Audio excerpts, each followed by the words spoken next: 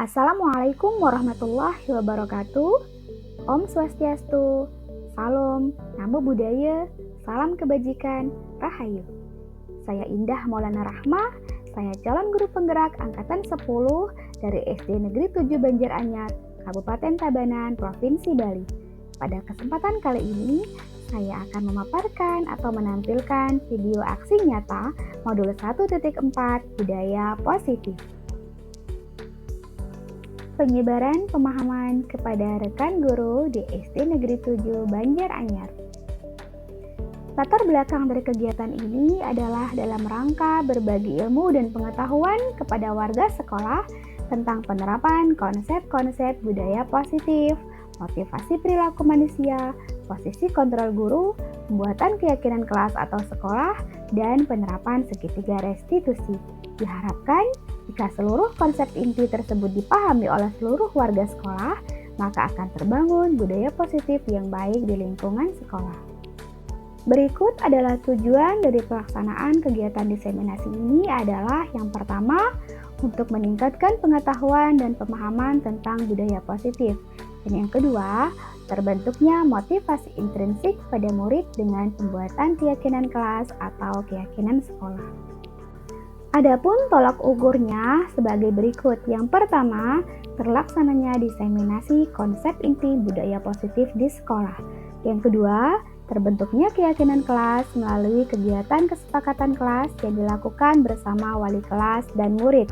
Yang ketiga, murid dan guru konsisten dalam menjalankan keyakinan kelas yang sudah disepakati.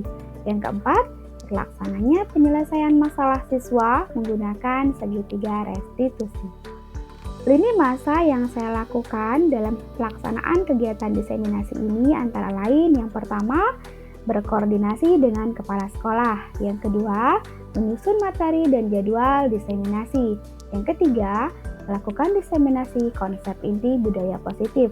Dan yang keempat, menyusun keyakinan kelas dan menempel keyakinan kelas yang disepakati. Berikut adalah video penyebaran pemahaman dan penerapan budaya positif yang sudah saya laksanakan. Baik Bapak Ibu, Ibu Kepala Sekolah, saya izin memulai. Okay? Om Swastiastu. Assalamualaikum warahmatullahi wabarakatuh. Yang terhormat Ibu Kepala Sekolah SD Negeri 7 Banjaranyar serta Bapak Ibu Guru SD Negeri 7 Banjaranyar yang saya hormati. Terima kasih saya ucapkan kepada Ibu Kepala Sekolah yang telah memfasilitasi saya dalam kegiatan penyebaran pemahaman dan penerapan pengalaman budaya positif hari ini, serta terima kasih juga saya ucapkan kepada Bapak Ibu Guru yang sudah berkenan hadir pada kegiatan saya hari ini. Baik Bapak Ibu, sebelum memulai saya persilahkan kepada Ibu Kepala Sekolah untuk menyampaikan kata sambutan pada kegiatan hari ini.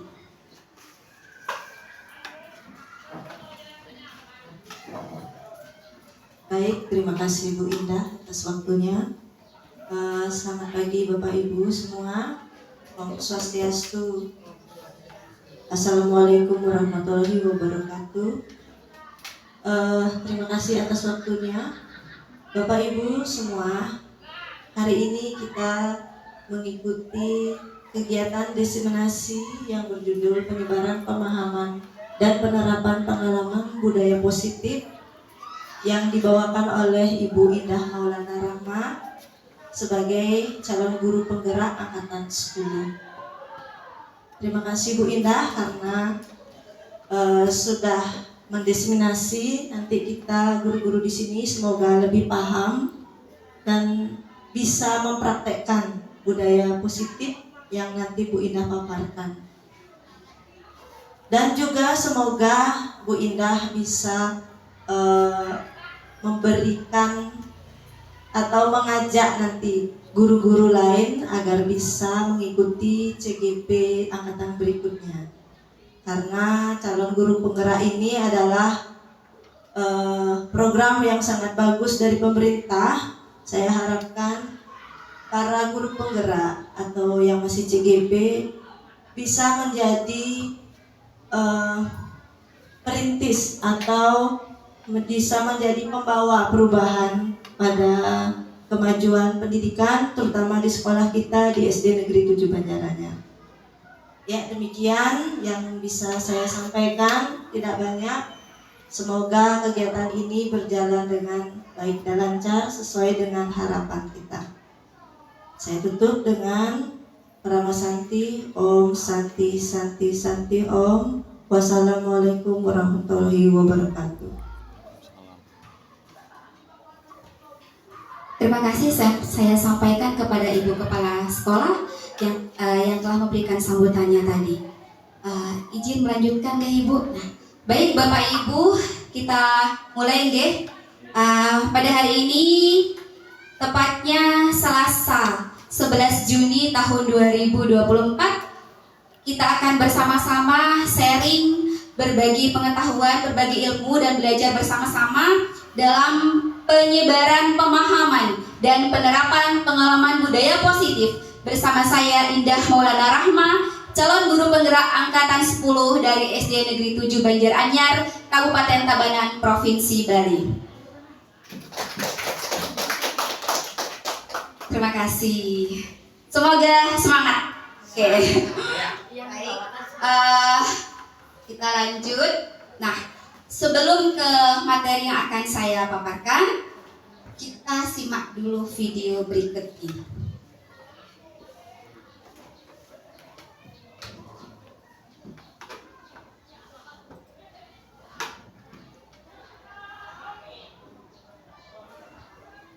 Santai aja ya Bapak Ibu ya, nggak usah tegang. Sambil dinikmati kudapan yang saya siapkan.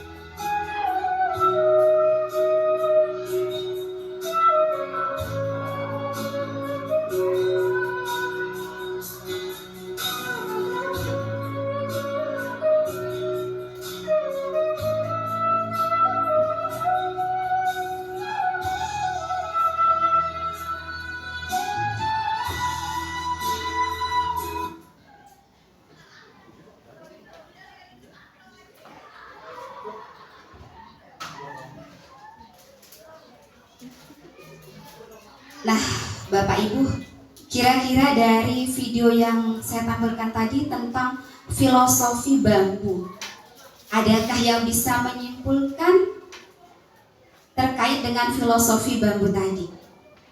Peran kita sebagai guru seperti apa? Pada anak didik, boleh Bu Linda? Ya, terima kasih Bu Indah kesempatannya. Nah, kalau di sini tadi saya melihat filosofi bambu yang Ibu tampilkan. Jika kita bawa ke anak didik kita. Kebetulan anak didik kita mereka mulai dari beberapa tahun, anggaplah tahun pertama mereka di kelas 1, jadinya di kelas 1, kelas 2 sampai mungkin kelas 4, kelas 5 mungkin belum sepenuhnya terlihat kemampuan mereka. Tapi kalau kita mendidiknya dengan memberikan pupuk seperti yang ditampilkan tadi dengan bagus, jadinya setelah itu baru akan terlihat hasil yang pupuk yang kita kasih ke anak-anak, maksudnya pengetahuan ataukah pengetahuan pendidikan, karakter mereka akan terlihat setelah itu. Ya, terima kasih Bu. Terima kasih Bu Linda. Nah, betul sekali seperti apa yang disampaikan oleh Ibu Linda. Dari filosofi bambu yang kita saksikan tadi, bahwa kita sebagai guru, terutama di pendidikan dasar, memberikan pengetahuan, pembelajaran, bahkan pendidikan karakter untuk anak didik kita dari sejak dini, menjadi pondasi mereka untuk menguatkan mereka kelak mereka tumbuh besar, siap dalam mengikuti perkembangan zaman, siap dalam menuntut ilmu yang lebih tinggi, baik di jenjang SMP, SMA, bahkan sampai mereka kuliah. Seperti itu, okay? Jadi di awal kita memang belum terlihat seperti apa kesuksesan anak didik kita, tapi tanpa kita sadari, ilmu yang kita berikan kepada anak didik kita itu adalah menguatkan pondasi mereka, menguatkan pondasinya, menguatkan pengetahuannya, membentuk jati dirinya. Dia mau seperti apa hingga dia kokoh dan kuat kelak bisa mewujudkan apa yang menjadi harapan dan cita-citanya. Jadi tetap semangat ya Bapak Ibu ya. Oke, semangat atau tidak hari ini? Semangat. Kalau semangat kita tepuk semangat dulu. Tepuk semangat. Semangat. Oke, izin melanjutkan Ibu. Kita lanjut ke budaya positif seperti judulnya tadi, budaya positif. Apa itu budaya positif? Budaya positif adalah nilai-nilai keyakinan dan kebiasaan-kebiasaan di sekolah yang berpihak pada murid untuk mewujudkan karakter profil pelajar Pancasila. Nah, yang sekarang kita gunakan dalam kurikulum berdasar pada profil pelajar Pancasila. Yang kita tahu ada berapa dimensi profil pelajar Pancasila? Ada apa saja? Beriman dan bertakwa kepada Tuhan Yang Maha Esa, berakhlak mulia, mandiri, gotong royong, berkebinekaan global. Ada lagi? Bernalar kritis. Ada 6 ya. Ada 6 profil dimensi profil pelajar Pancasila. Kreatif, beriman dan bertakwa kepada Tuhan Yang Maha Esa, kemudian mandiri, gotong royong, berkebinekaan global, dan bernalar kritis. Oke, kita lanjut lagi. Nah, konsep inti budaya positif yang akan kita bahas bersama, kita akan pelajari bersama-sama pada kegiatan hari ini ada 6. Yang pertama, disiplin positif dan nilai-nilai kebajikan universal. Kemudian ada teori motivasi, hukuman, dan penghargaan serta restitusi. Ada keyakinan kelas, kebutuhan dasar manusia dan dunia berkualitas, 5 posisi kontrol guru, dan yang terakhir adalah segitiga restitusi. Baik, kita akan bahas satu persatu ya. Nah, di sini saya membutuhkan 2 orang relawan. Siapa yang kira-kira mau maju ke depan? 2 orang relawan.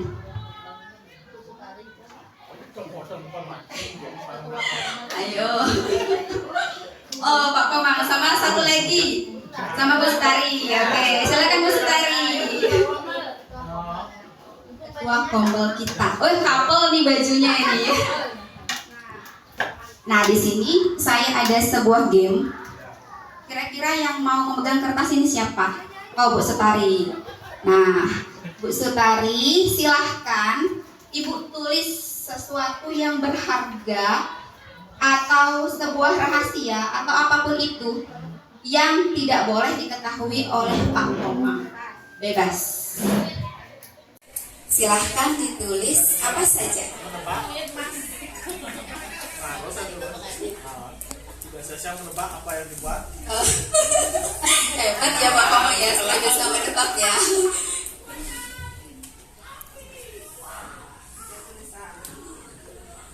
Nah, sudah? Oke, sekarang tugas Pak Komang adalah merayu Bu Sutari.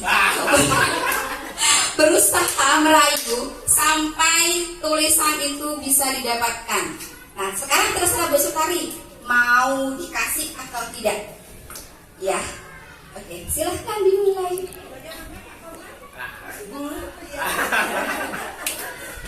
Ingin melalui nggak?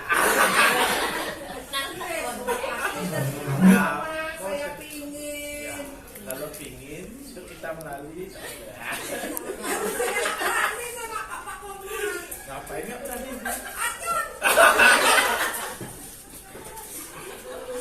Tujuannya biar dapat tuh. Ya. Terserah Bu Sutari mau ngasih atau enggak. Oke,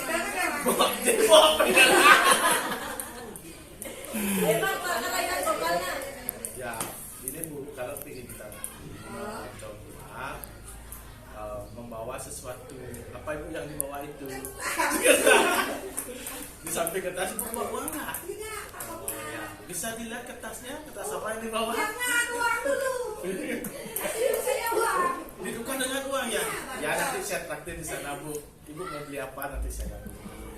Ya, coba pinjam kertasnya dulu. Saya nama gitu Pak. Ini pegangan.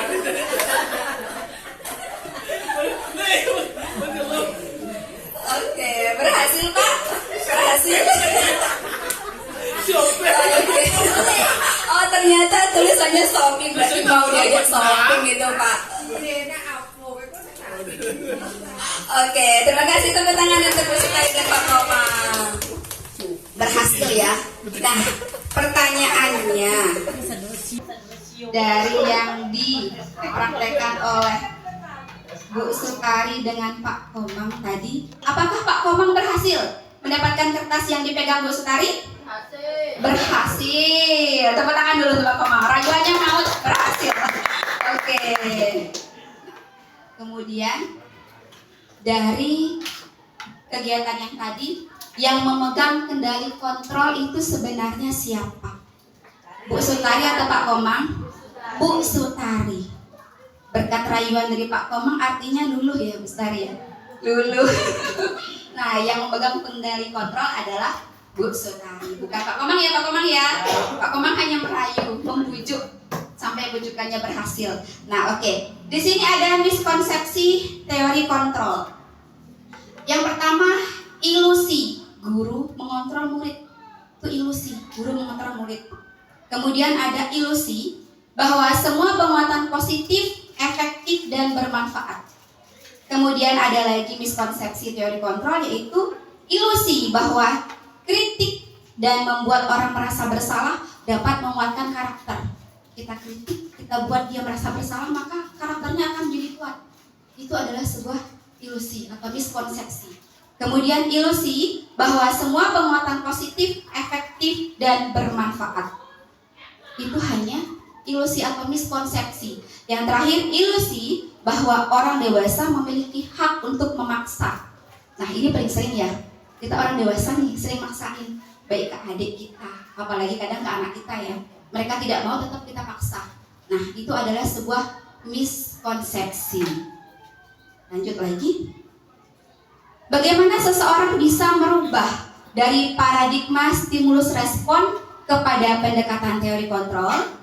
Bagaimana seseorang bisa merubah dari paradigma stimulus respon kepada pendekatan teori kontrol? Nah, di sini Stephen R. Covey mengatakan bahwa bila kita ingin membuat kemajuan perlahan, sedikit demi sedikit, ubahlah sikap atau perilaku kita. Namun, bila kita ingin memperbaiki cara-cara utama kita, maka kita perlu mengubah kerangka acuan kita. Ubahlah bagaimana kita melihat dunia, bagaimana kita berpikir tentang manusia. Ubahlah paradigma kita, skema pemahaman kita, dan penjelasan aspek-aspek tertentu tentang realitas. Intinya di sini kita merubah orang lain atau merubah diri kita dulu? Merubah diri kita terlebih dahulu ya. Nah, di sini ada mengubah paradigma stimulus respon ke pendekatan kontrol. Ada stimulus respon dan ada teori kontrol. Stimulus respon, realitas atau kebutuhan kita sama, betul atau tidak? Apakah kebutuhan ada ngangguk? Betul atau tidak, Bu? Realitas atau kebutuhan kita sama. Antara ibu kadek dengan yang lain sama atau tidak? Sama. Oh, berbeda. Berbeda. Nah, teori kontrolnya adalah realitas atau kebutuhan kita berbeda.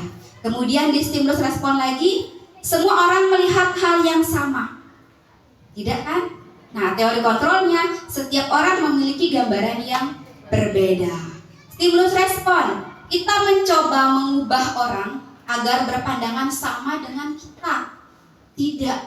Yang benar pada teori kontrol, kita berusaha memahami pandangan orang lain tentang dunia. Pada stimulus respon lagi, perilaku buruk dilihat sebagai suatu kesalahan. Apakah setiap perilaku buruk itu suatu kesalahan? Tidak. Contohnya nih, saat kegiatan pembelajaran, tiba-tiba ada murid yang makan sembunyi-sembunyi di kelas. Menurut kita itu sebuah kesalahan? Belum tentu. Bisa saja kita cari tahu anak itu sedang memenuhi kebutuhan dasarnya. Sebelum berangkat sekolah dia nggak makan dulu. Jadi saat di kelas dia lapar, nggak tahan lapar. Untuk bertahan bisa mengikuti kegiatan pelajaran dengan perut yang kenyang, bisa berpikir maka dia makan. Itu bukan sebuah kesalahan, ya. Oke, teori kontrolnya adalah semua perilaku memiliki tujuan. Nah, stimulus respon lagi, orang lain bisa mengontrol saya, seperti Bu Sutari tadi. Orang lain bisa mengontrol saya? Tidak.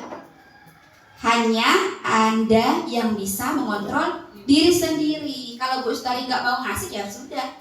Seperti apapun rayuan Pak Komang, tetap tidak berhasil, ya. Lanjut lagi, stimulus responnya, saya bisa mengontrol orang lain. Kebalikan yang tadi.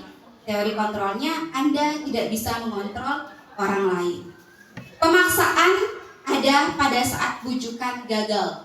Apabila kita gagal membujuk, maka anak itu kita paksa. Benar atau tidak? Tidak. Teori kontrolnya adalah kolaborasi dan konsensus menciptakan pilihan-pilihan baru. Kita berkolaborasi dengan anak-anak, kita berkomunikasi, adakan pilihan-pilihan supaya berhasil tanpa harus memaksa, seperti itu, ya. Saya lanjut lagi, disiplin positif. Apa itu disiplin? Ada yang tahu? Disiplin itu apa sih? Apa Bu Sulis? Disiplin. Oh, Bu Ana. Apa itu disiplin? Silakan. Taat aturan. Taat aturan. Betul. Ada lagi? Disiplin taat aturan. Kadek? Bertanggung jawab. Bertanggung jawab. Betul. Ada lagi? Disiplin taat aturan, bertanggung jawab. Nah, kalau disiplin positif apa ya? Disiplin positif. Disiplin berasal dari bahasa Latin, yaitu disciplina, yang artinya belajar. Disiplin adalah bertanggung jawab terhadap apa yang dilakukan berdasarkan nilai-nilai yang dipakai. Seperti yang disampaikan oleh Bu Kadek tadi, disiplin itu adalah bertanggung jawab. Oke, lanjut. Disiplin positif adalah salah satu cara menumbuhkan disiplin dalam diri anak berdasarkan faktor internal tanpa adanya hadiah, reward, ancaman, ataupun hukuman. Jadi disiplin positif itu bagaimana kita menumbuhkan disiplin dalam diri anak didik kita. Disiplin intrinsik berdasarkan dari kesadaran dirinya sendiri, tanpa takut, oh saya berangkat sekolah pagi-pagi karena takut terlambat. Kalau terlambat nanti kena hukum. Nah, itu belum disiplin positif. Tapi kalau disiplin positif, dia menyadari akan tanggung jawabnya harus datang tepat waktu sesuai dengan kesepakatan kelas atau peraturan yang sudah ada. Setiap pendidik, tujuan kita adalah menciptakan anak-anak yang memiliki disiplin diri sehingga mereka bisa berperilaku dengan mengacu pada nilai-nilai kebajikan universal yang dimiliki motivasi intrinsik bukan ekstrinsik. Nah, seperti tadi, tujuan kita sebagai guru adalah menumbuhkan motivasi disiplin positif pada diri anak berdasarkan motivasi intrinsik, motivasi yang berasal dari dalam dirinya, bukan faktor dari luar. Oke, saya lanjut. Kita ke nilai-nilai kebajikan universal. Nilai-nilai kebajikan universal adalah nilai yang dipakai bersama, lepas dari suku bangsa, agama, bahasa, maupun latar belakang. Di sini ada beberapa contoh nilai-nilai kebajikan. Yang pertama dari profil pelajar Pancasila yang saat ini sering kita pakai. Ada beberapa dimensi dari nilai-nilai kebajikan profil pelajar Pancasila: beriman, bertakwa kepada Tuhan Yang Maha Esa dan berakhlak mulia, mandiri, bernalar kritis, berkebinekaan global, gotong royong, dan kreatif. Kemudian ada lagi nilai-nilai kebajikan dari Ibu Primary Years Program: sikap murid, toleransi, rasa hormat, integritas, mandiri, menghargai, antusias, empati, keingintahuan, kreativitas, kerjasama, percaya diri, dan komitmen. Kemudian dari 9 pilar karakter, nilai-nilai kebajikannya yaitu cinta Tuhan dan segenap ciptaannya, kemandirian dan tanggung jawab, kejujuran atau amanah, diplomasi, hormat dan santun, dermawan, suka menolong dan gotong royong, percaya diri, kreatif dan pekerja keras, kepemimpinan dan keadilan, baik dan rendah hati, toleransi, kedamaian, dan kesatuan. Nah, masih ada lagi contohnya. Di sini ada contoh nilai kebajikan, petunjuk seumur hidup dan keterampilan hidup. Keterampilan hidup di sini dapat dipercaya, lurus hati, pendengar yang aktif, tidak merendahkan orang lain, memberikan yang terbaik dari diri. Petunjuk hidupnya peduli, penalaran, bekerja sama, keberanian, keingintahuan, usaha, keluasan atau fleksibilitas, berorganisasi, kesabaran, keteguhan hati, kehormatan, memiliki rasa humor, berinisiatif, integritas, pemecahan masalah, sumber pengetahuan, tanggung jawab, dan persahabatan. Wah, banyak sekali nilai-nilai kebajikan universal ya. Kira-kira yang mana yang sudah saya terapkan? Pasti banyak ya, bahkan hampir semua ya. Oke, masih semangat? Masih, saya cek dulu semangatnya. Mana semangatmu? Ini semangatku. Ini keren Bu Linda. Oke, ulang. Mana semangatmu? Ini semangatku. Oke, mana suaramu? Ini suaraku. Mana senyumanmu? Oh iya, paling manis senyumnya siapa ya? Ibu kepsek deh kayaknya paling manis. Oke, izin lanjutkan Ibu. Kita lanjut sambil dinikmati ya supaya tidak tegang. Nah, kita lanjut ke yang kedua, teori motivasi, hukuman dan penghargaan serta restitusi. Nah, di sini ada kasus. Boleh bantu membaca? Siapa yang mau bantu membaca? Boleh deh Ibu baca. Saya biar istirahat sedikit Bu. Iva kurang menguasai pelajaran matematika, sehingga pada saat pelajaran tersebut langsung dia lebih banyak berdiam diri atau menggambar di buku pelajarannya. Pada saat guru matematikanya, Pak Seno, menanyakan pertanyaan Iva menjadi gugup dan tak sengaja menjatuhkan tasnya dari kursi, serta tiba-tiba menjadi gugup menjadi gagap pada saat berupaya menjawab. Seluruh kelas pun tertawa melihat perilaku Iva yang bicara tergagap dan terkejut tersebut. Pak Seno pada saat itu membiarkan teman-teman Iva menertawakan Iva yang tergagap dan malu luar biasa, dan malahan minta Iva untuk maju ke depan dan berdiri di depan kelas sambil menunjuk hidungnya karena tidak bisa menjawab pertanyaan Pak Seno. Kelas makin gaduh dan anak-anak pun tertawa melihat Iva di depan kelas memegang ujung hidungnya. Oke, terima kasih Ibu Sulis. Nah, dari kasus yang sudah dibacakan oleh Ibu Sulis, menurut Bapak Ibu, Apakah Bapak Ibu setuju dengan tindakan yang dilakukan oleh Pak Seno terhadap Iva? Tidak setuju karena apa? Karena apa, Bu? Karena menjatuhkan mental anak katanya. Katanya Bu Ida menjatuhkan mental anak. Iya. Di sana menjatuhkan mental karena Iva merasa malu ya. Disuruh berdiri di depan sambil memegang hidungnya. Itu malunya luar biasa.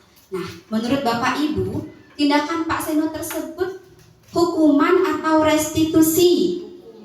Hukuman. Mengapa itu disebut hukuman menurut Bapak Ibu? Karena Pak Seno menyuruh Iva maju ke depan dan membiarkan teman-temannya menertawakannya Karena Pak Seno menyuruh Iva maju ke depan dan dengan memegang hidung. Betul sekali. Karena Pak Seno menyuruh Iva maju ke depan, membiarkan teman-temannya menertawakan sehingga Iva merasa malu. Tepuk tangan untuk Usulis. Betul sekali ya Bapak Ibu ya. Kita lanjut. Di sini ada 3 motivasi perilaku manusia. Ada 3 hal yang menyebabkan manusia melakukan sesuatu. Yang pertama, untuk menghindari ketidaknyamanan atau hukuman. Yang kedua, untuk mendapatkan imbalan atau penghargaan dari orang lain. Yang ketiga, untuk menjadi orang yang mereka inginkan dan menghargai diri sendiri dengan nilai-nilai yang mereka percaya. Nah, dari ketiga motivasi ini dikelompokkan lagi menjadi 2 motivasi. Motivasi ekstrinsik dan motivasi intrinsik. Nah, motivasi intrinsik itu motivasi apa Bu Linda? Motivasi intrinsik itu adalah motivasi yang berasal dari diri sendiri. Oke, betul sekali. Tepuk tangan untuk Bu Linda. Nah, motivasi intrinsik itu adalah motivasi yang berasal dari dalam diri sendiri.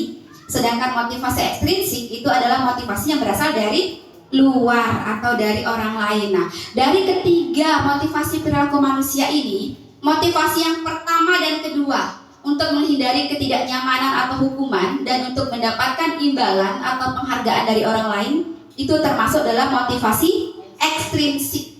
Sedangkan untuk menjadi orang yang mereka inginkan dan menghargai diri sendiri dengan nilai-nilai yang mereka percaya itu termasuk dalam motivasi intrinsik. Kita kira-kira nih, anak murid kita berangkat ke sekolah itu karena motivasi apa? Sekarang lebih banyak dari motivasi ekstrinsik. Oh, lebih banyak dari motivasi ekstrinsik ya. Karena orang tuanya suruh. Karena takut terlambat. Kalau nggak sekolah nanti nggak pintar. Harus sekolah nih, ibuku sudah daftarin. Nggak sekolah kena hukum, kena marah sama ibunya di rumah gitu. Nah, memang lebih banyak dari motivasi ekstrinsik. Oke, kita lanjut. Hukuman, konsekuensi, dan restitusi. Ini berbeda ya. Hukuman itu tidak terencana atau tiba-tiba. Murid tidak tahu apa yang akan terjadi. Bersifat sepihak berupa hukuman fisik atau psikis seperti yang tadi kasus Pak Seno. Itu berupa hukuman karena tiba-tiba ya. Oke, konsekuensi dia terencana atau disepakati bersama. Murid tetap merasa tidak nyaman. Sikap guru selalu memonitor murid. Nah, konsekuensi juga dia terencana. Ada kesepakatan antara guru dengan murid, tetapi di sana murid masih merasa tidak nyaman karena adanya hukuman ya, adanya akibat. Kemudian sikap gurunya masih memonitor. Yang ketiga adalah restitusi. Posisi menciptakan kondisi murid untuk memperbaiki kesalahan. Proses kolaborasi yang mengajarkan murid untuk mencari solusi masalahnya sendiri. Memunculkan nilai-nilai keyakinan budaya positif dalam diri murid. Nah, kita sebagai guru sebaiknya menerapkan yang mana? Hukuman, konsekuensi, atau restitusi? Restitusi. Dalam setiap menangani masalah sebaiknya kita menggunakan restitusi. Oke, saya lanjut. Sekarang kita tebak-tebakan ya. Hukuman atau konsekuensikah kasus-kasus berikut? Yang pertama, menulis 100 kali. Saya tidak akan terlambat lagi. Apa? Hukuman. Kita cek ya. Hukuman atau konsekuensi. konsekuensi. Ini adalah konsekuensi. Menulis 100 kali, saya tidak akan terlambat lagi. Dia memotivasi diri supaya tidak terlambat, karena kata-kata itu akan memotivasinya. Kita lanjut lagi yang kedua. Lari mengelilingi lapangan basket 2 kali karena terlambat hadir di sekolah. Hukuman atau konsekuensi? Oke, kita cek. 1, 2, 3. Yeay. Yang ketiga, membersihkan coretan yang dibuat di meja tulis. Konsekuensi. Kita cek 1, 2, 3. Jawabannya adalah Teng. konsekuensi, betul Bu. Yang keempat, murid diminta untuk push up 15 kali karena tidak menggunakan masker ke sekolah. Hukuman atau konsekuensi? Jawabannya adalah hukuman. Yang terakhir, mengganti kertas tugas teman yang telah dicoret-coret. Kita lihat ya, konsekuensi atau hukuman kah? Menurut Ibu Kepala Sekolah ini apa Bu? Konsekuensi. Kita cek. Yeay. Tepat sekali, konsekuensi. Ya, silakan, hadiahnya adalah S. Kita lanjut ya. Oke, lanjut ke restitusi. Apa itu restitusi? Restitusi adalah sebuah pendekatan untuk menciptakan disiplin positif. Ciri-ciri dari restitusi, yang pertama, restitusi bukan untuk menebus kesalahan, namun untuk belajar dari kesalahan. Restitusi memperbaiki hubungan, jadi antara kita sama murid tidak ada dendam, karena muridnya kita dalam menghadapi masalah dengan murid, ya nggak ada dendam Bu ya, kita menghadapinya dengan melakukan pendekatan-pendekatan. Oke, restitusi adalah tawaran, bukan paksaan. Tidak memaksa, di sana ada beberapa tawaran hingga murid itu setuju dan mau melaksanakan. Restitusi menuntun untuk melihat ke dalam diri. Kita menuntun anak didik kita, maunya seperti apa sih? Nah, saya mau seperti apa sih sebenarnya? Nah, kita tuntun anak murid kita ke sana, itu restitusi. Kita lanjut ke sub yang ketiga, yaitu keyakinan kelas. Keyakinan kelas. Ada pertanyaan di sini. Mengapa keyakinan kelas kok bukan peraturan kelas? Kenapa keyakinan kelas bukan peraturan kelas? Kalau keyakinan itu kita buat secara bersama-sama. Tapi kalau peraturan itu kita yang membuat, anak harus mengikuti. Oke, tepuk tangan betul-betul. Tepat sekali. Keyakinan kelas itu kita buat bersama-sama dengan murid. Murid kita ajak berdiskusi bagaimana pendapat mereka. Keyakinan-keyakinan apa yang kita akan terapkan di kelas. Nah, tetap iya seperti itu. Apa konsekuensinya kalau tidak? Jadi sudah sepakat ya. Tapi kalau peraturan kelas itu biasanya kita yang membuat, anak-anak tinggal melaksanakan atau mematuhi peraturan yang sudah kita buat. Kita lanjut. Pembentukan keyakinan kelas.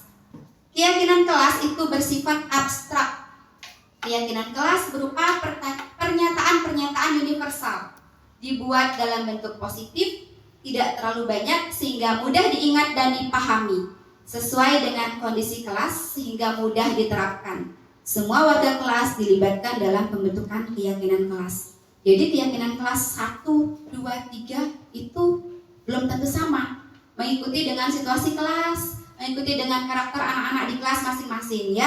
Kita libatkan anak didik kita dalam pembuatan keyakinan kelas. Nah, dibuat dalam bentuk positif, beda dengan peraturan. Kalau peraturan misalnya, kalimat dalam peraturan tidak boleh mencontek. Kalau dalam keyakinan kelas kalimatnya bagaimana? Kerjakan sendiri. Tidak boleh berkata bohong, itu peraturan. Kalau keyakinan kelas, berkata yang jujur. Ya, tidak boleh pilih-pilih teman, itu peraturan. Tapi kalau keyakinan kelas, kalimatnya berteman dengan semua atau tidak membeda-bedakan teman. Ya, sudah paham kan? Ya, pinter. Tepuk tangan dulu untuk kita semua. Oke. Nah, ini adalah contoh keyakinan kelas. Setiap anggota kelas perlu belajar. Kalimat-kalimatnya ya. Kita dari peraturan kelas ke keyakinan kelas itu kalimatnya positif. Ya, lebih positif. Setiap anggota kelas perlu senang. Setiap anggota kelas perlu melakukan tugas. Setiap anggota kelas perlu saling menghargai. Setiap anggota kelas perlu merasa aman. Ada lagi keyakinan kelas, selalu bersikap positif, senantiasa menjadi diri terbaik, percaya dan menghormati orang lain serta barang miliknya, berkomitmen terhadap setiap tugas, senantiasa membantu. Berikut ada contoh keyakinan kelas yang sudah saya buat bersama anak-anak. Kami, guru dan murid kelas 2 meyakini untuk disiplin, sopan santun dan saling menghormati, bertanggung jawab, belajar dengan aktif dan tertib, saling menghargai dan menyayangi, menjaga kebersihan kelas dan lingkungan sekolah. Di kelas Bapak Ibu sudah ada keyakinan kelas? Sudah. Dibuat bersama dengan anak-anak? Iya dong, pastinya. Oke, sebelum lanjut, kita simak dulu video berikut ini sambil dinikmati ya. Ada es, ada cemilan gitu. Itu kebutuhan dasar. Sudah bisa. Oke, sambil kita simak ya videonya.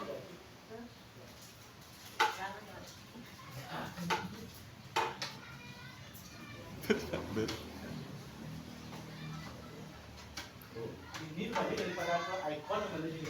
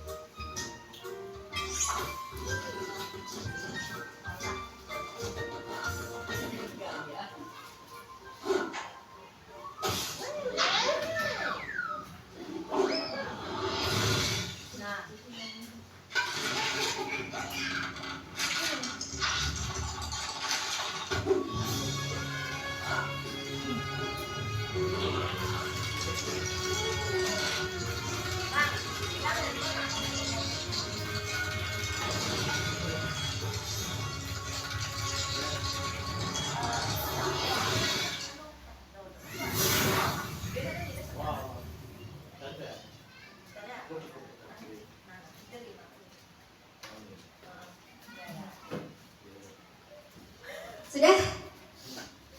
Oke, sudah sedikit ice breaking ya. Tapi ice breaking yang membangun. Nah, kira-kira dari video Bernard Baer tadi, ada yang bisa menyimpulkan pembelajaran apa yang kita dapatkan dari video Bernard Baer? Tidak mudah menyerah. Ayo, apa? Jangan pernah putus asa. Pantang menyerah. Jangan menyerah.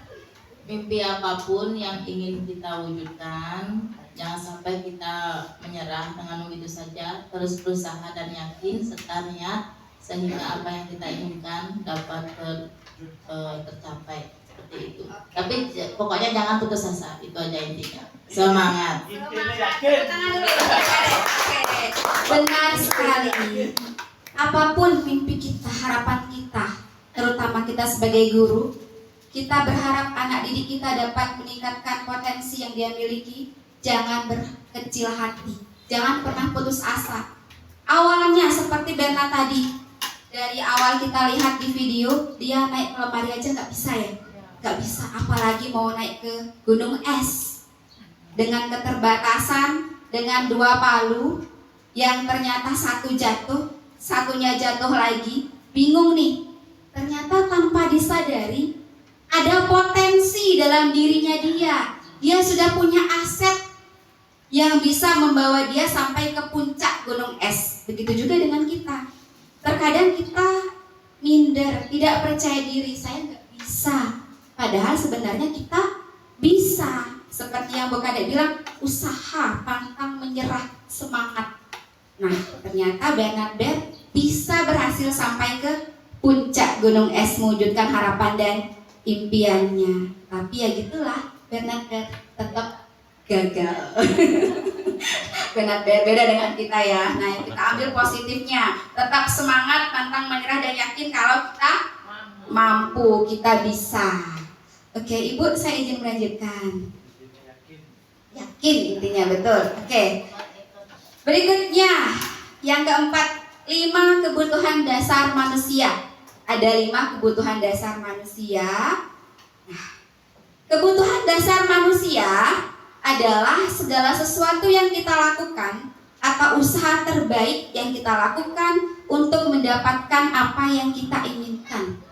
Kita melakukan sesuatu untuk mendapatkan apa yang kita inginkan, itu kebutuhan dasar.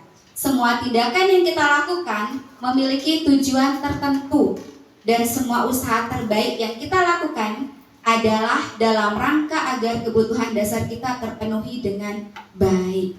Seperti Ibu Sulis yang sering masak. Nah, itu bukan tidak ada alasan, ya Bu ya? Iya, memenuhi kebutuhan dasar Bu ya.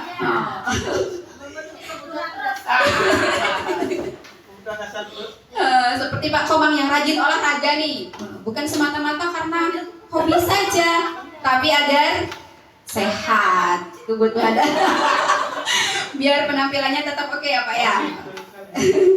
Kita lanjut lagi. Nah, kebutuhan dasar manusia itu ada 5. Yang pertama, bertahan hidup, itu paling utama. Yang kedua, kasih sayang dan rasa diterima. Yang ketiga, penguasaan. Yang keempat, kebebasan atau kebutuhan akan pilihan. Dan yang kelima, kesenangan atau kebutuhan untuk merasa senang. Sekarang kita cari tahu satu persatu apa saja sih kebutuhan hidup, kebutuhan kasih sayang dan rasa diterima, dan kebutuhan yang lainnya. Nah, kebutuhan bertahan hidup adalah kebutuhan yang bersifat fisiologis untuk bertahan hidup. Misalnya, kesehatan, rumah, makanan, dan keamanan. Rasa aman itu juga kebutuhan bertahan hidup ya. Oke, kebutuhan akan kasih sayang dan rasa diterima adalah kebutuhan psikologis, kebutuhan untuk disayangi, diterima dalam hubungan, memberi dan menerima kasih sayang. Nah, ini terkadang di kelas kita ada salah satu murid yang pendiam. Nah, itu terkadang mereka dia diam karena dia merasa kalau teman-temannya tidak mau ngajak dia main. Nah, jadi kebutuhan dasarnya dia adalah kebutuhan akan kasih sayang dan rasa diterima. Coba kalau dia diajak main sama teman-temannya, dia merasa, wah teman-temanku mau main sama aku diakui nih sebagai teman. Nah, itu kebutuhan dasarnya dia. Kemudian kebutuhan akan penguasaan adalah kebutuhan pengakuan atas kemampuan, keinginan untuk dianggap berharga, bisa membuat perbedaan, bisa membuat pencapaian, kompetensi, diakui, dihormati. Ini meliputi self-esteem dan keinginan untuk meninggalkan pengaruh. Nah, ini biasanya anak-anak yang seperti ini dengan kebutuhan dasar penguasaan ini biasa mereka yang memiliki sifat seorang pemimpin, seperti ketua kelompok, ketua kelas. Nah, mereka ingin memimpin atau menjadi pimpinan, meninggalkan kesan-kesan baik, atau anak-anak yang suka mengikuti audisi, suka perlombaan. Nah, mereka itu tujuannya supaya bisa mendapatkan sebuah penghargaan atau ingin dihargai kalau saya mampu, seperti itu. Lanjut lagi. Kebutuhan kebebasan, kebutuhan akan pilihan, bukan berarti bebas sebebas-bebasnya. Kebutuhan akan kemandirian, otonomi, memiliki pilihan dan mampu mengendalikan arah dirinya. Jadi dia kalau sekarang itu dalam sistem pembelajaran yang termasuk dalam kebebasan. Kalau pembelajaran di kelas contohnya apa? Kebutuhan kebebasan dalam praktek pembelajaran kita. Berdiferensiasi. Di sana ada kebebasan untuk anak didik kita. Mereka mau belajar sesuai dengan keinginannya, sesuai dengan karakternya, sesuai dengan model atau tipe belajarnya seperti apa. Kemudian kesenangan, kebutuhan akan merasa senang, bukan berarti bersenang-senang biasa ya. Nah, di sini adalah kebutuhan untuk mencari kesenangan, bermain dan tertawa. Terkadang anak di kelas kita lagi hening nih, hening, tiba-tiba belajar hening, tertib, ada yang tertawa, jangan dimarahi. Nah, siapa tahu dia bosan, dia butuh sebuah penyegaran, ya, supaya tidak capek. Jadi saat belajar di kelas jangan terlalu serius, boleh serius, tapi sesekali perlu diselingi dengan candaan, ice breaking, supaya mereka segar, tertawa dan merasa senang dalam mengikuti kegiatan pembelajaran. Lanjut lagi, yang kelima ada posisi kontrol guru. Ada 5 posisi kontrol guru. Yang pertama sebagai penghukum, yang kedua pembuat rasa bersalah, yang ketiga sebagai teman, yang keempat sebagai pemantau, dan yang kelima sebagai manajer. Nah, dari kelima posisi kontrol ini, kira-kira Bu Sutari posisi kontrolnya di mana, Bu Sutari? Sebagai guru. Ya. Kalau sebagai guru, Posisi kontrol apa, Bu Sutari? mungkin yang memilih sebagai teman, ya. Sebagai teman. Sebagai Kenapa Bu teman. Sutari sebagai teman? Ini kan mungkin contoh kecilnya aja. Kalau misalnya di kelas, misalnya anak itu tidak mau menulis, tidak mau ikut bermain dengan temannya, kita tanya kepada yang bersangkutan mengapa dia seperti itu, biar kita tahu juga penyebabnya. Sebagai teman, kalau Bu Sutari, supaya kita akrab sama anak-anak ya, supaya anak-anak merasa nyaman sama kita. Oke, kalau Bu Mira posisi kontrol di kelas sebagai apa, Bu Mira? Kalau saya sama seperti Bu Sutari sebagai teman juga ya. Sebagai teman. Ya. Karena Nah, seperti kata Bu Sutari tadi, kita gimana ya?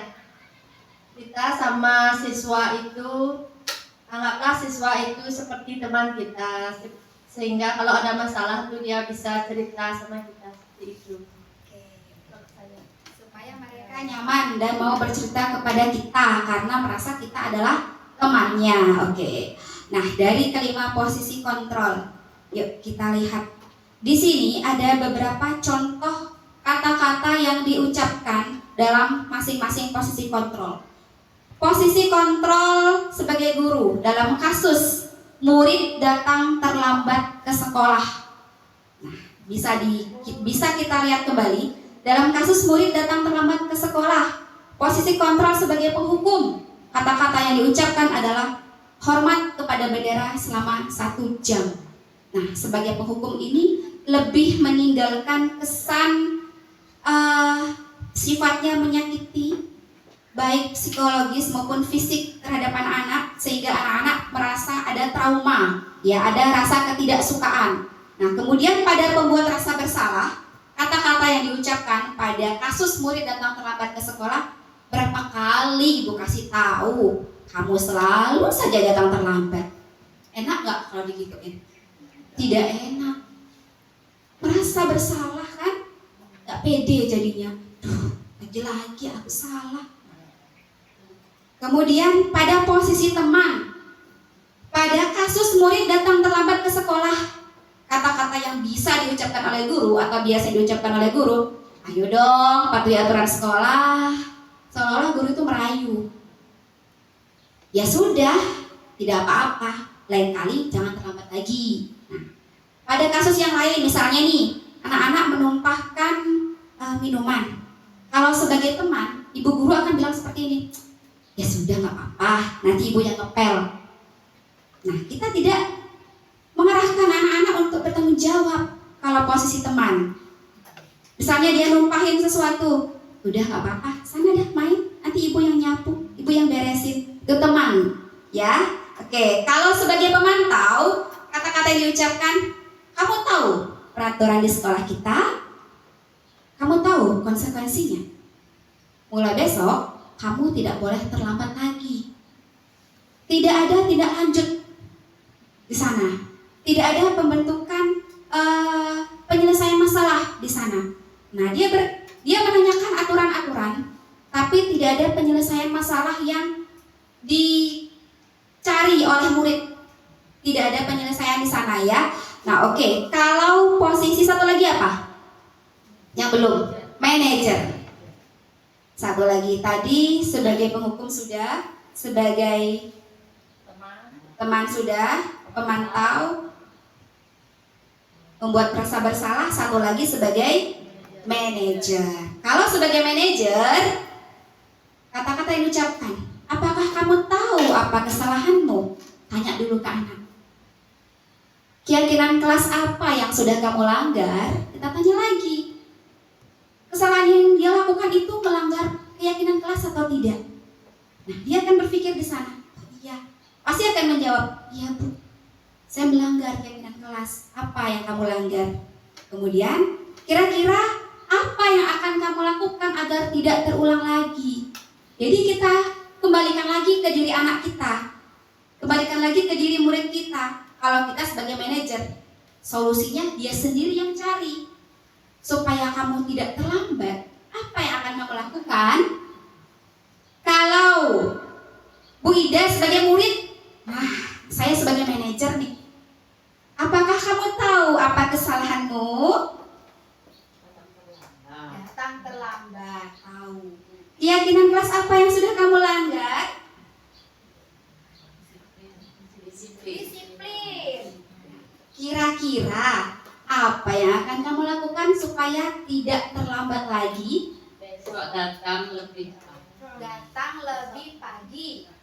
Besok datang lebih pagi, bisa jadi tidur lebih awal, ya. Nah, jadi mereka sendiri akan mencari solusi dari masalahnya, akan terbentuk di sana. Ya, keyakinan-keyakinan kelasnya akan terbentuk dari motivasi intrinsik anak itu sendiri. Kalau sebagai manajer, nah, jadi menurut Bapak Ibu, dari kelima posisi kontrol, sebagai penghukum, pembuat rasa bersalah, sebagai teman, sebagai pemantau, sebagai manajer, kita sebagai guru sebaiknya mengambil posisi yang mana? Manajer. Oke, kalau kemarin gak apa-apa nih, kita masih di posisi teman, kita masih di posisi pemantau, bahkan mungkin ada yang di posisi penghukum, itu gak apa-apa. Tapi kedepannya kita mulai untuk mempraktekkan posisi guru sebagai manajer. Oke, sekarang kita cek posisi kontrol apakah aku dari kalimat-kalimat pertanyaan berikut. Apa yang akan kamu lakukan untuk menyelesaikan masalah ini? Posisi kontrol apa ini? Apa yang akan kamu lakukan untuk menyelesaikan masalah ini? Apa? Tulis manajer. Kita cek ya. Yeay. Manajer. Selanjutnya, pertanyaan berikutnya. Dari kalimat ini, posisi kontrol apakah aku? Bu Ana, ya posisi kontrol apa nih Bu Ana? Bapak kecewa sekali dengan kamu. Buat rasa bersalah, memberi rasa Pembuat rasa bersalah katanya Bu Ana. Bu Mira apa Bu Mira? Oh, sama ya dengan Bu Ana ya. Pembuat rasa bersalah, kita cek. Posisi kontrol apakah aku? Yeay, 100. Pintar. Berarti pembelajaran atau materi yang kita sharing bersama masuk ya. Oke, alhamdulillah. Lanjut lagi. Kamu selalu saja salah. Kamu selalu saja salah. Apa Bu Kadek? Oh iya, memberi hukuman. Hukuman. Ya. Hukuman. Ada jawaban yang lain? Antara dua. Hukuman sama apa Bu? Hukuman sama pemantau. Kalau menurut Bu Kadek hukuman sama pemantau. Bu Linda, kalau menurut Bu Linda ini posisi kontrol apa? Pemantau. Kamu selalu saja salah. Pemantau dan penghukum. Antara dua ya. Ayo kita cek bersama. 1, 2, 3. Ya, penghukum. Itu tadi jawaban dari Ibu Kepsek. Apa Ibu Kepsek kita ini? Tepuk tangan dulu untuk Ibu Kepsek. Lanjut lagi. Posisi kontrol apakah aku? Berapa kali Bapak harus memberitahu kamu ya? Kamu selalu saja salah. Apa Bu? Pemantau. Kita cek. 1, 2, 3. Jawabannya adalah yes.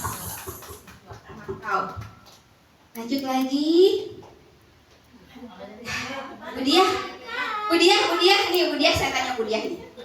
Posisi kontrol apakah aku, Budiah? Ya sudah, tidak apa-apa. Nanti Ibu bantu bereskan.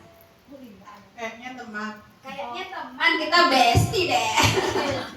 Kayaknya teman. Oke, kita cek ya. Yes, betul. Masih ada atau tidak? Oh, sudah. Sekarang kita lanjut ke berikutnya, yaitu segitiga restitusi.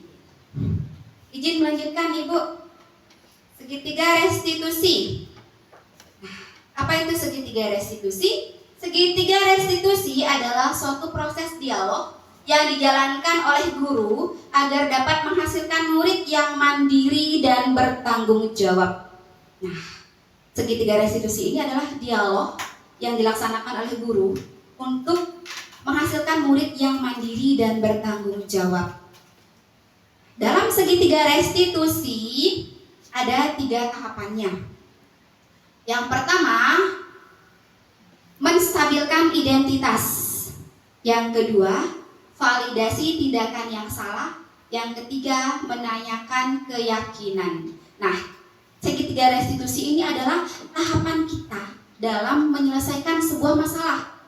Nah, biasanya ini tahapannya kita gunakan dalam posisi kontrol sebagai manajer dengan tahapan segitiga restitusi. Yang pertama, menstabilkan identitas. Kemudian yang kedua, validasi tindakan yang salah. Yang ketiga adalah menanyakan keyakinan. Nah, menstabilkan identitas itu seperti apa? Menstabilkan identitas itu membuat kesalahan adalah bagian dari proses pembelajaran. Nah, pemahamannya seperti itu. Jadi anak-anak yang membuat kesalahan itu bukan berarti semata-mata itu sesuatu yang jelek atau buruk. Tapi membuat kesalahan adalah bagian dari proses pembelajaran. Nah, kata-kata yang sering diucapkan pada tahapan menstabilkan identitas yaitu berbuat salah itu wajar. Itu biasanya di awal ya. Anak-anak salah nih, misalkan berbuat kesalahan. Nah, katanya di awal pada menstabilkan, kita stabilkan dulu situasinya supaya mereka nyaman. Terkadang mereka berbuat salah giliran kita panggil takut. Nah, jadi kita buat dulu anak itu nyaman. Karena dia di segitiga restitusi itu ada dialog-dialognya ya, pendekatan kepada murid. Yang pertama, membuat salah itu wajar. Boleh kita pakai salah satu dari kata-kata ini. Tidak ada manusia yang sempurna. Jadi mereka nyaman. Oh, setiap orang pasti pernah melakukan kesalahan, termasuk kamu, termasuk saya. Kamu bukan satu-satunya orang yang pernah berbuat salah. Ini biasanya kata-kata pada fase menstabilkan identitas. Kemudian pada validasi tindakan yang salah. Ini pemahamannya berdasarkan prinsip setiap perilaku berupaya memenuhi suatu kebutuhan tertentu. Kita harus cari tahu dulu. Pada tahapan kedua ini kita cari tahu, kenapa sih anak ini melakukan hal ini? Nah, tadi di tahap awal yang pertama kita stabilkan identitas, kita buat mereka nyaman dulu. Nah, dengan kata-kata yang ada contoh tadi. Kemudian kita lanjutkan lagi. Di tahap yang kedua, validasi tindakan yang salah. Kita cari tahu, pasti ada alasannya. Kenapa dia seperti itu? Kenapa dia berbuat kesalahan? Nah, kata-kata yang bisa kita ucapkan, kamu pasti punya alasan melakukan hal itu. Padahal kamu bisa melakukan yang lebih baik dari ini. Adakah cara lain yang lebih efektif untuk mendapatkan apa yang kamu butuhkan? Misalnya saat jam bermain, dia main lempar-lemparan makanan, kena teman. Jangan langsung marah. Tanyakan dulu. Panggil, buat dia nyaman, tanyakan kenapa. Bisa jadi dia ingin memenuhi kebutuhan dasarnya, mencari kesenangan dengan bermain. Tetapi tidak sengaja kena teman. Oke. Tahap yang ketiga yaitu menanyakan keyakinan. Kita kembalikan lagi. Nah, di sini pemahamannya pada menanyakan keyakinan yaitu berdasarkan prinsip teori kontrol bahwa pada dasarnya kita memotivasi secara intrinsik untuk dapat menerapkan disiplin positif. Kita tentu sudah punya keyakinan-keyakinan yang sudah kita sepakati bersama anak-anak. Nah, itu kita kembalikan lagi kepada mereka supaya menumbuhkan motivasi intrinsik dalam diri anak. Pertanyaan yang bisa kita sampaikan, apa keyakinan kelas kita? Tanyakan lagi. Jadi dia sadar, oh iya, aku punya keyakinan kelas yang sudah aku langgar. Nah, nilai-nilai apa yang telah kita sepakati bersama? Kamu ingin menjadi orang seperti apa? Kita tanya ke dia, menguatkan karakternya, menguatkan keinginan dia untuk jadi orang yang seperti apa. Apa bayanganmu tentang kelas yang ideal? Jadi kita pada tahapan menanyakan keyakinan ini kita tanyakan lagi ke anak, dia maunya seperti apa? Dia mau jadi orang yang seperti apa? Seperti itu ya. Kita lanjut lagi. Nah, ini ada video contoh saya menerapkan segitiga restitusi. Oh, kenapa tidak jalan videonya ya? Saya lupa. Ini foto. Enggak, tadinya ini video, Bu. Saya lupa setting. Oke, nggak apa-apa. Nah, di sini saya ceritakan sedikit ya tentang foto ini. Nah, di sini pada saat jam istirahat ada seorang murid dia namanya Pinkia. Pada saat jam istirahat, teman-temannya naik istirahat, dia di kelas. Dia sibuk nulis. Kemudian nampak agak bingung. Nah, saya dekati. Saya tanya. Di sini saya menerapkan segitiga restitusi sebagai manajer. Pinkia, kamu sedang apa? Di saat teman-temanmu istirahat, kamu masih di kelas. Sedang apa? Ya jawablah. Saya sedang mengerjakan PR matematika, Bu. Oh ya, ternyata kamu belum buat PR. Iya, Bu. Kembali lagi ke segitiga restitusi supaya dia nyaman. Udah, gak apa-apa. Teman-teman yang lain juga pasti pernah kan berbuat kesalahan? Iya, Bu. Pernah nggak teman yang lain tidak buat PR? Pernah, Bu. Nah, apa-apa. Nah, kita lanjutkan lagi ke tahap yang kedua.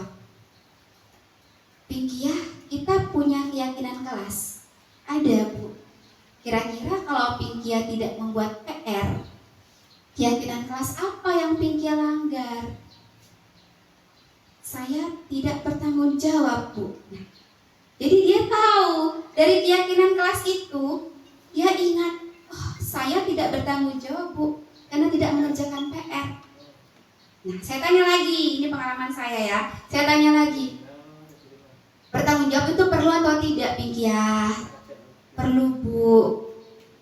Nah, sekarang menurut Pinkia nih, untuk kedepannya supaya Pinkia tidak lupa lagi mengerjakan PR. Nah, tadi di awal saya tanya, kenapa dia tidak buat PR? Kenapa Pinkia tidak buat PR? Ya, di awal saya tanya seperti itu. Dia bilang, karena sepulang sekolah saya langsung main. Malamnya saya ketiduran, jadi saya lupa mengerjakan PR. Nah, di tahap akhir, menanyakan keyakinan, saya tanyakan, nah kira-kira menurut Pinggia, apa yang akan Pinggia lakukan ke depannya supaya Pinggia tidak lupa lagi mengerjakan PR? Dia jawab, pulang sekolah kalau ada PR saya akan langsung mengerjakan PR, Bu. Saya gak akan main dulu supaya saya tidak lupa lagi.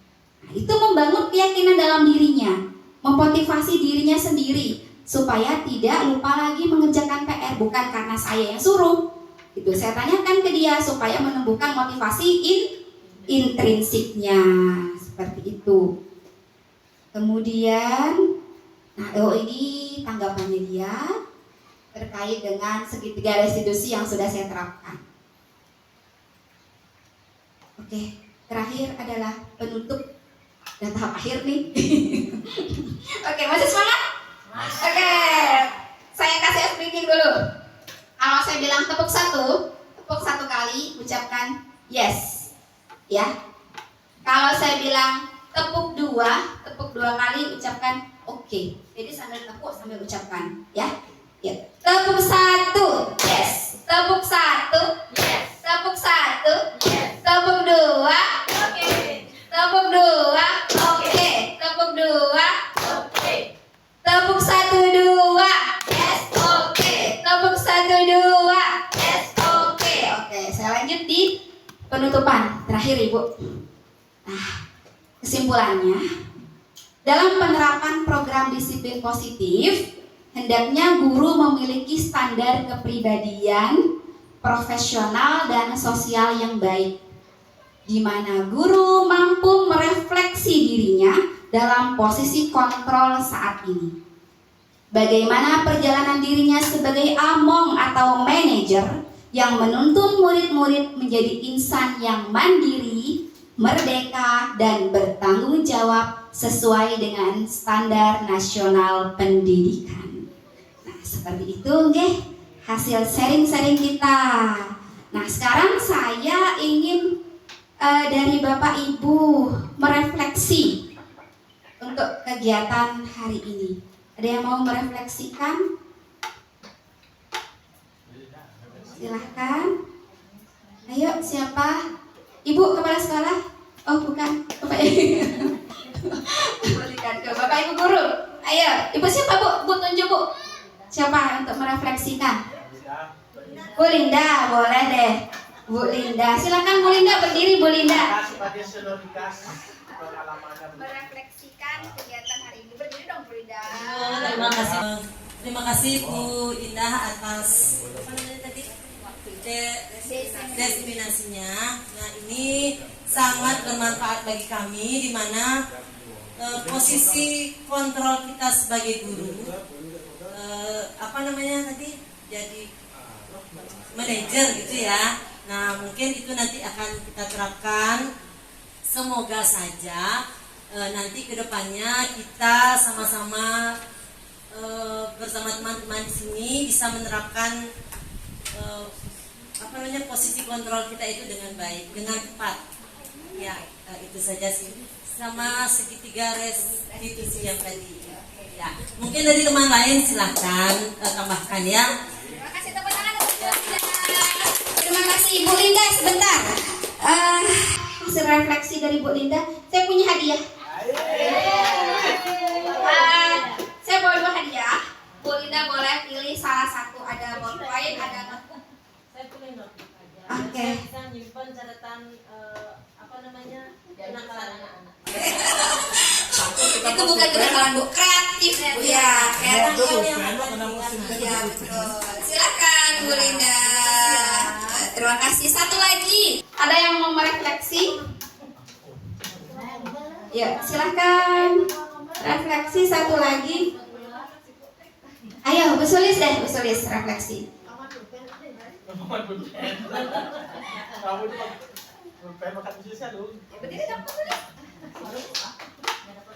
Ya, terima kasih untuk waktunya karena saya diperkenankan untuk merefleksi kegiatan kita. Ya, kalau menurut saya acara hari ini sangat bermanfaat karena kita dapat menambah ilmu kita juga dapat mengetahui posisi-posisi yang perlu kita lakukan ke depannya. Semoga semua ini bisa kita lakukan seterusnya dan berjalan dengan lancar. Ya itu aja. Terima kasih. Terima kasih. Tepuk tangan untuk ya, ada pulpen, ada notebook. Kasih kok notebooknya, saya bawa 2. Silakan Bu Sulisma yang mana? Saya pulpen aja dah. Oke. Kita kolaborasi cepat.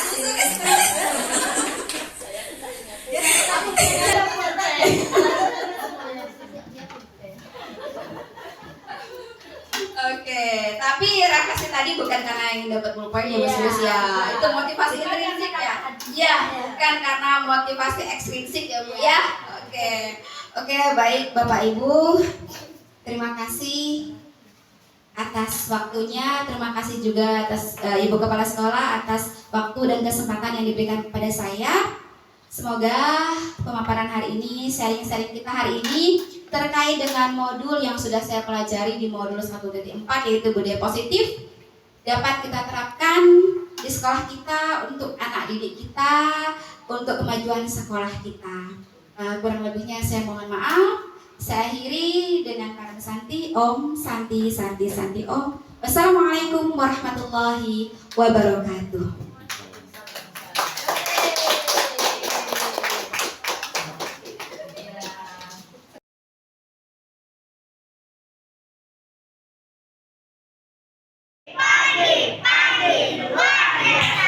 Apa kabarnya hari ini?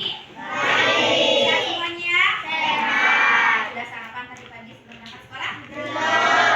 Belum. Sudah ada yang belum. Kenapa belum sarapan? Sebelum berangkat sekolah biasakan untuk sarapan terlebih dahulu ya, supaya ada energi untuk mengikuti kegiatan belajar di sekolah. Oke, yuk kita tepuk semangat dulu. Tepuk semangat.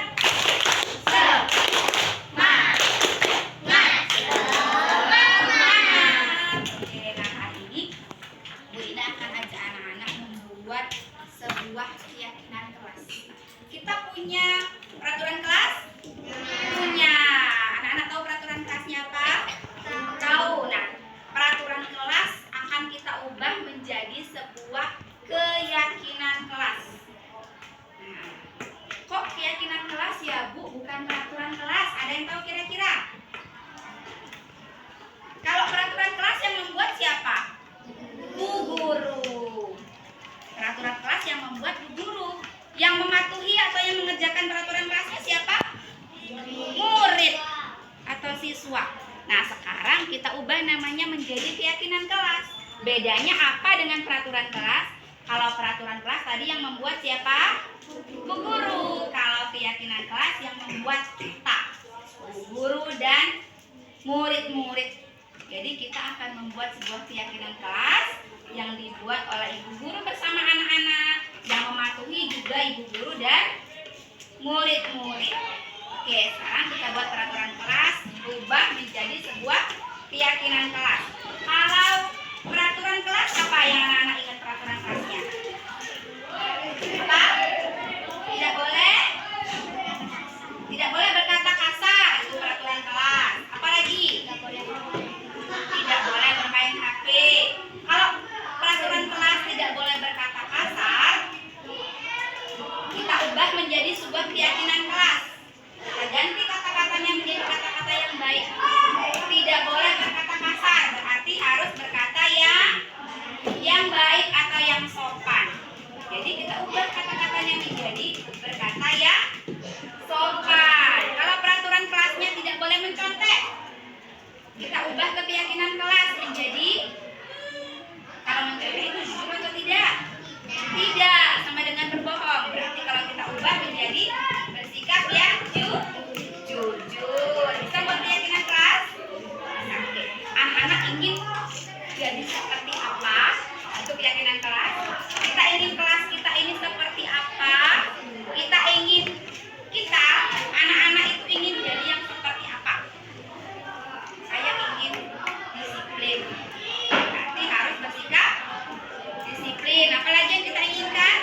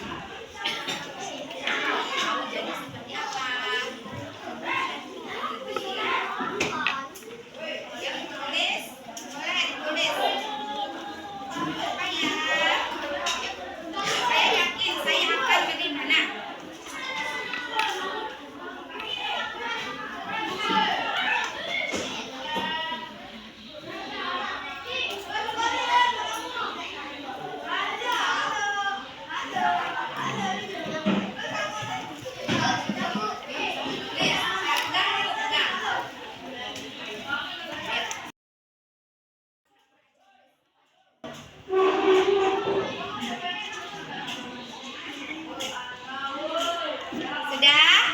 Yang sudah, silakan tempel di papan.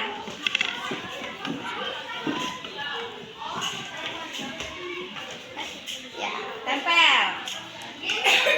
Kita tempel keyakinan yang akan kita laksanakan di kelas seperti apa. Yang sudah boleh. Anak-anak tulis banyak boleh. Saya ingin bersikap jujur, saya ingin jadi anak yang disiplin. Saya ingin seperti apa? Harus disiplin, harus jujur, saling menghormati, bisa. Yang sudah boleh tempel di papan ya. Yuk,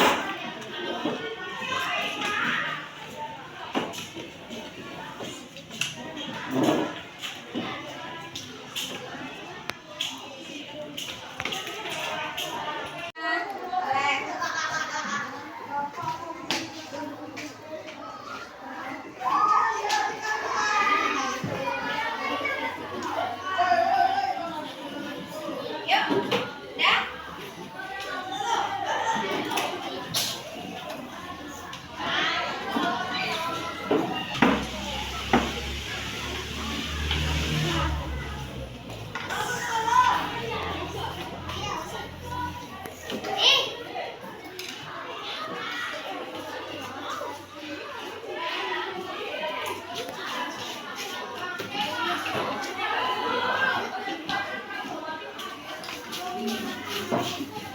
Oke, sekarang sambil menunggu yang lain kita baca. Saya yakin saya akan jujur, jadi anak yang disiplin dan baik. Saya yakin saya akan berbagi makanan dengan teman. Saya yakin saya akan menjadi anak yang berkata jujur. Saya harus jujur, harus disiplin. Boleh di mana aja, boleh tempel. Saya harus disiplin, saya harus jujur, saya harus sopan.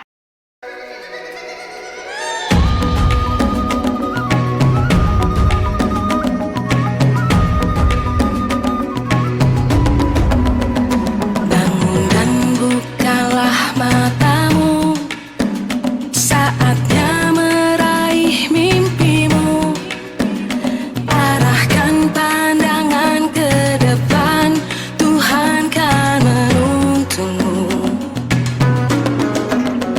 Sadarilah masa berganti, tantangan kan kita hadapi. Kalau kita simpulkan dari banyaknya keyakinan anak-anak, kita gabung ya. Tadi keyakinan kelas,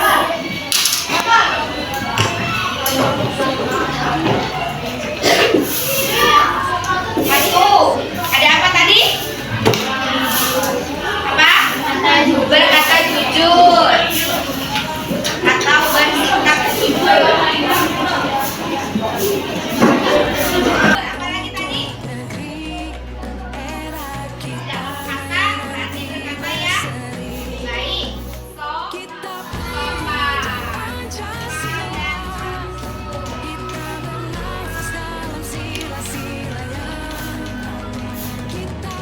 Tadi ada tidak berbeda-beda teman.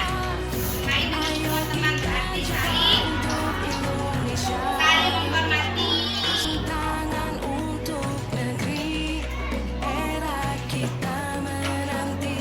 Saling menghormati. Apalagi?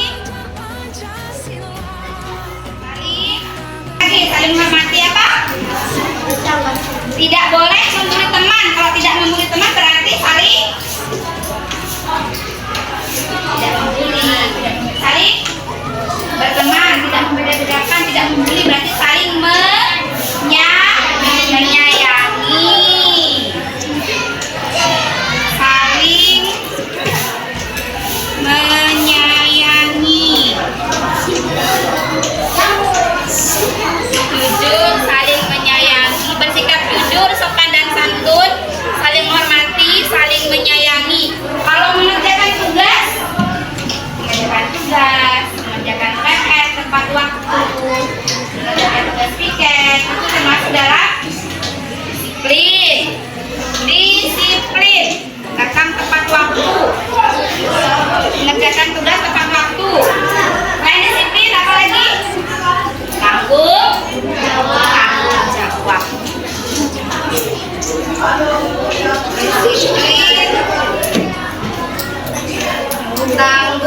warna